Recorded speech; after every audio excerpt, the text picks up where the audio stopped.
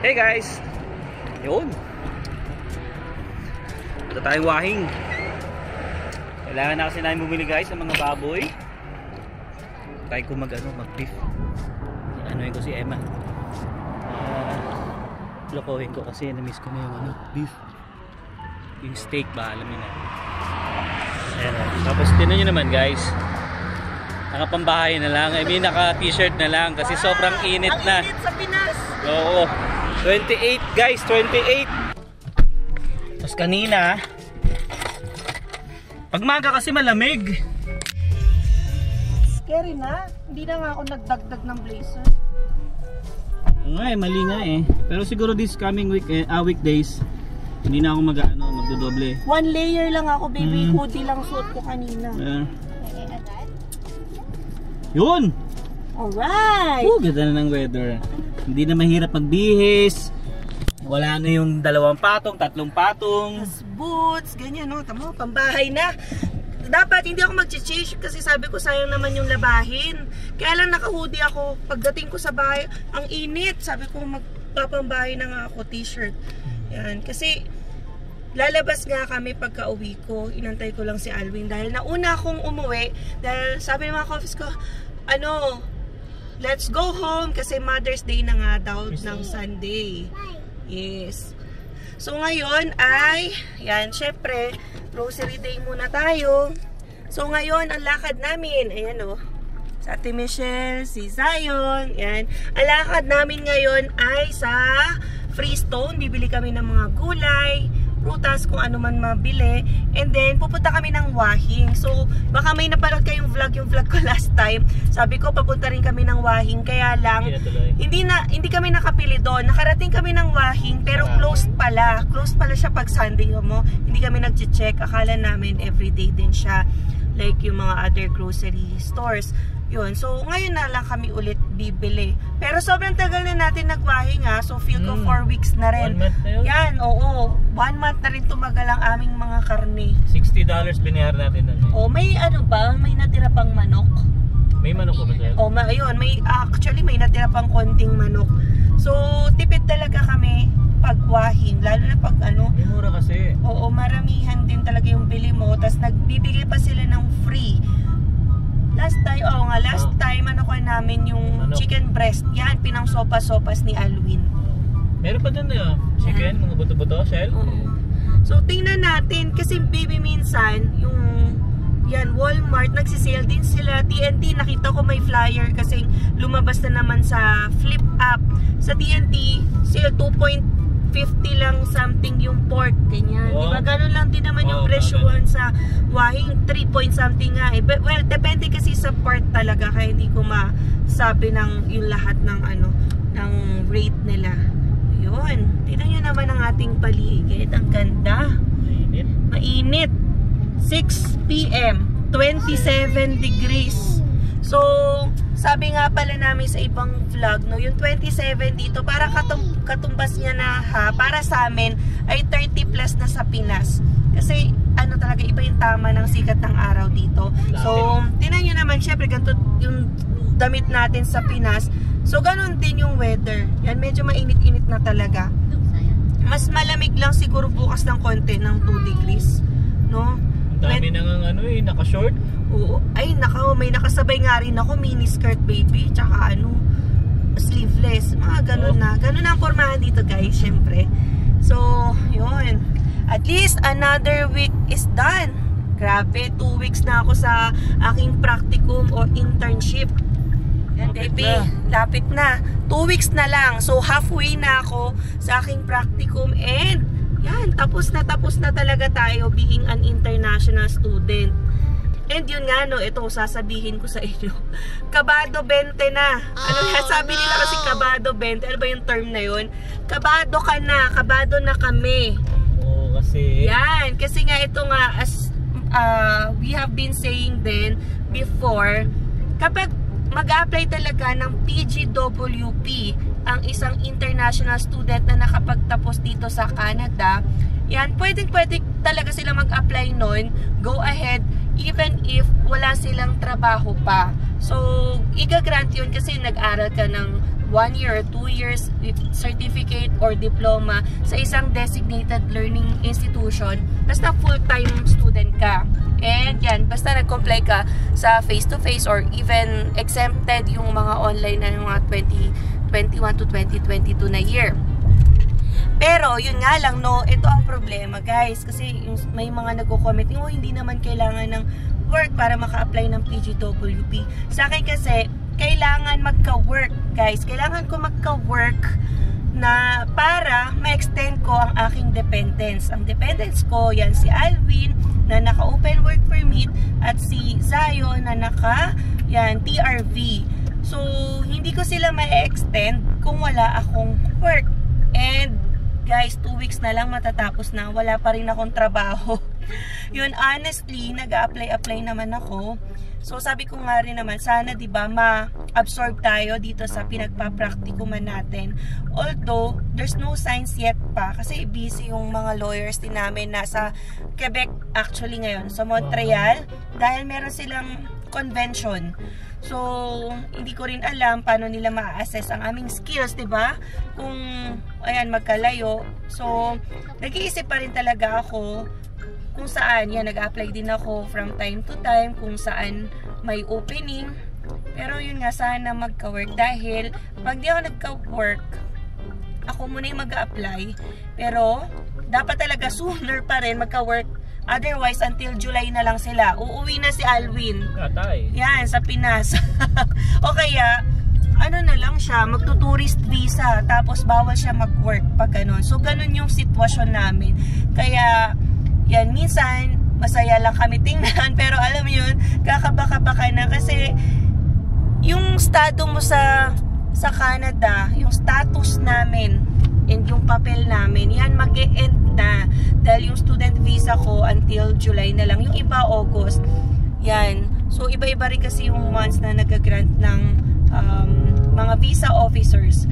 But usually, nagpa-plus 3 months sila from the end ng iyong term. So, if nag-end ng April, so until July yung validity ng iyong student visa. Pero ako kasi nadagdagan lang ng co-op 4 weeks, kaya hindi ko na napa-amend yun. Diba, initially kasi, business admin. So, doon na nag-base yung student visa na na-issue sa akin. Kaya until July. Pero, if ever, una pa lang, in-apply ko na ang legal assistant diploma, August yan. August ang expiration namin. But still, whether July or August ang end, kailangan ko pa rin magka-work talaga. Kahit anong work. So, eto, yun nga, yung tanong. Kahit anong work pa, tier 0 to 5, may mga tiers kasing tinatawag dito. Dati ang tawag dyan mga NOC, NOC A, NOC B, ganyan. Ngayon, tier. So, as a rule talaga, yan, dapat daw, nasa tier 0 to 3 ka para ma-extend mo yung dependence mo, para ma-extend yung dependence. Pero nagkaroon ng temporary policy. Yan, merong announcement dyan na nakapost din sa website na even tier 0 to 5, ma-extend mo yung dependence mo. Kaya lang, may malaking problema. Maraming nagsishare ng kanilang experience na kapag naka-tier 4 and 5 sila, nade-deny sila ng visa officer. So, bakit naman ganun, no? May temporary policy na nga na ina-allow tier 0 to 5. Bakit i-deny? Sasabihin daw dapat tier 0 to 3. So, syempre, diba, mahirap pa mag-apela dyan, makikipag-argue ka pa, yan, mare-return pa yung papers mo, pwede kang mawala ng status kapag ganun yung nangyari. So, to be safe, ang hahanapin ko talagang work is tier 0 to 3. Yan, so hanapin na lang natin yung mga jobs na nagpo-fall doon. Yung tier 0 to 3, yung mga high-skilled jobs. Yung tier 4 to 5, low-skilled jobs. Parehong skilled jobs yan, pero may iiba lang yan whether low or high. So, yun yung ating dapat maging trabaho para ma-extend ko sila. Okay? Pero kung hindi ako makahanap ng trabaho, and if ever tier 4 o 5 ang mahanap natin, no, sa kasamaang palad, and siguro last option na yun, kailangan ko talaga, yan, i-attach sa letter yung policy na nilabas nila. Guys, kung ganun yung maging sitwasyon nyo rin, no, yan, i-attach nyo yung policy para, syempre, malayo nyo lang, baka hindi lang updated yung immigration officer na ma-assign sa inyo. Hindi natin alam, baka newly hired.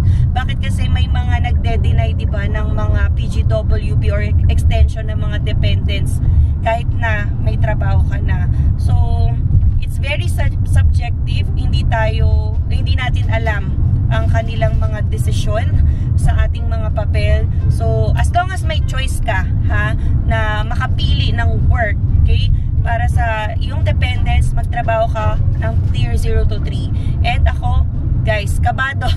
Kabado na kasi time is ticking. So, kailangan ko na rin mag-apply. The sooner the better. Once makuha ko na yung letter of completion. So, makuha ko yung letter of completion like few weeks siguro after nang tapos ko nitong aking practicum or internship. So, yan. Grabe, guys. Tuloy-tuloy lang dapat yung research. Alam ko, hindi pa ako nakakapag-vlog about PGWP. Yan. Kasi, sabi ko nga, hindi pa rin tapos ang aking internship. But, yan. Sabay-sabay tayo magre-research paano ba yung PGWP application and paano natin ma-extend kapag meron tayong dependents. Okay. Yan. Malapit na kami sa Freestone muna, no? Inuna namin yung Freestone, guys, kasi mas mauna siyang magsasara. Diba? Friday kasi ngayon, guys. Kamusta ang biyahe mo sa tren? Nako, grabe, sobrang punong-puno. Sabi ko nga sa kanya, guys, hindi kasi siya sumabay sa akin, nauna kasi siya umuwi. Yan, nauna kaming Sabi ko, pauwiin. buti na lang hindi ka sumabay sa akin pag-uwi kasi sobrang sikip talaga. Sobrang sardinas. Sikip talaga kami. Yan.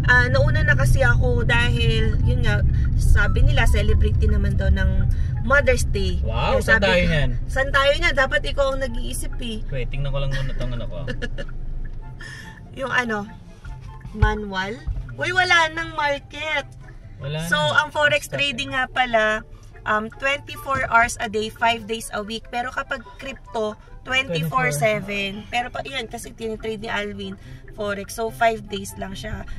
Saturday na sa, ano ba to? Philippine time. Okay. Or whatever yung market na sinusunod. Dito kasi sa Canada huli yung oras. So, technically, Sabado na, kaya hindi na siya makaka-trade.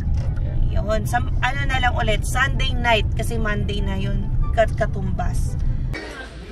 Yes, tingnan nyo, potato bag.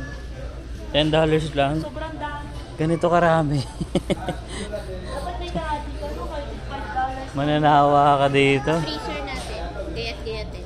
Hindi marami rin karne bibili. Oo, Mawala- di ka kasya. mawala ng space. Kaya mo na yan. Grabe yun. Ganito dito eh. Yan, tingnan natin kung ano mga fruits meron ngayon. Pero meron pa ako. Oo nga eh. There. Down. Grapes oh. Sayang si mama oh. Maybe may blueberry o. Saan? Oo nga no. Hindi ba ako kumakain yan? Blueberry. Magkano blueberry? Strawberries all. Oo, dami. Ha?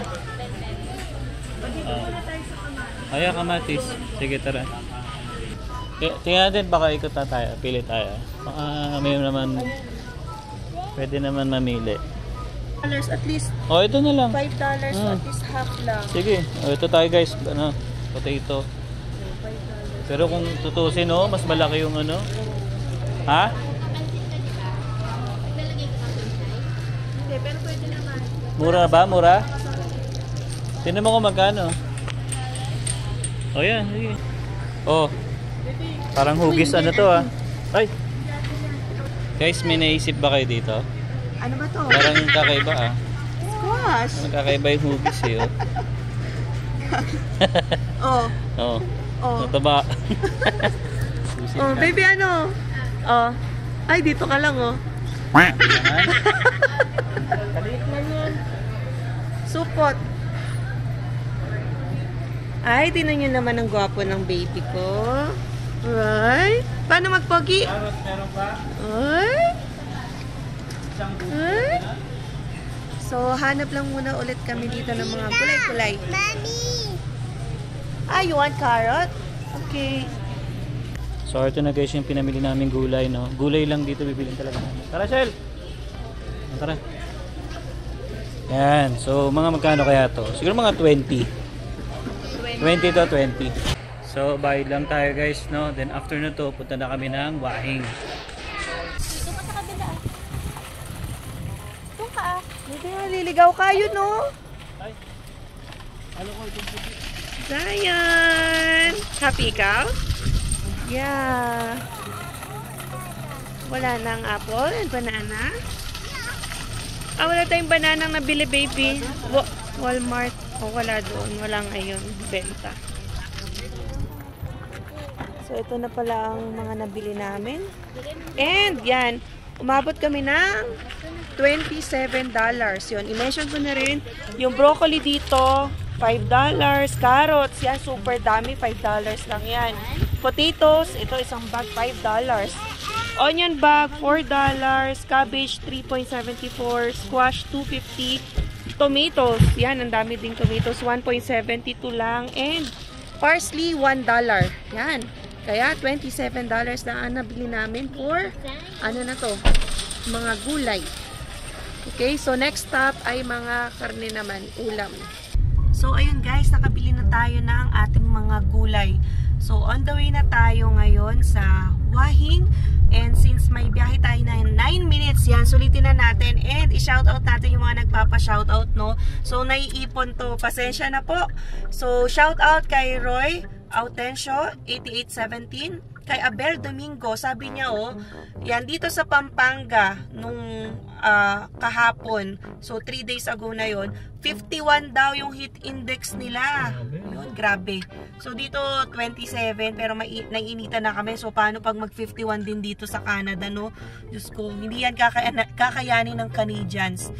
So grabe ang init, kaya hanggang 12 midnight naka-on ang aircon sa sala. Yan, stay hydrated po sa inyo dyan, Kuya Abel Domingo. No skipping of ads daw. Wow. Yan, thank you po. Makakatulong po yan sa aming channel.